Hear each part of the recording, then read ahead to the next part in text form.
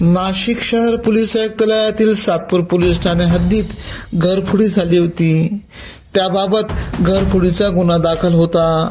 तपास नाशिकच्या गुन्हे शाखा युनिट क्रमांक 2 चे पोलीस अंमलदार करत असताना सहाय्यक पोलीस उपनिरीक्षक बाळू शेळके, शंकर काळे, मनोहर शिंदे, सुनील आहेर यांना गोपनीय माहिती मिळाली की या घरफोडीतील आरोपी हा चुंचाळे शिवार घरकुल योजना माढा येथे येणार आहे.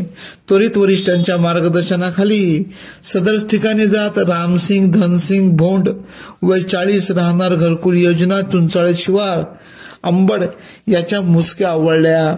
मस्तपैकी विचारपूस केली असता त्याने आपल्या साथीदारासह सातपूर पोलीस ठाणे हद्दीत घरफोडी तसेच मोटरसायकल चोरल्याची कबुली दिली. त्याच्याकडून मोटरसायकल, रोख रक्कम, घरफोडीचे साहित्य, जॅकेट असा 2,28,200 रुपयांचा मुद्देमाल हस्तगत करण्यात आला. पुढील कारवाईसाठी सातपूर पोलीस ठाण्यात त्यास जमा करण्यात आले.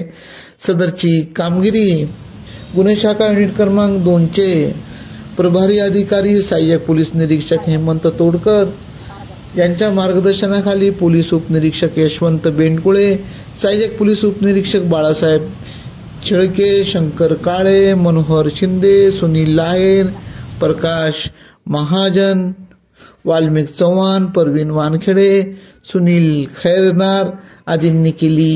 एबीपी न्यूजसाठी ब्युरो चीफ अनवर खान पठाण, नाशिक.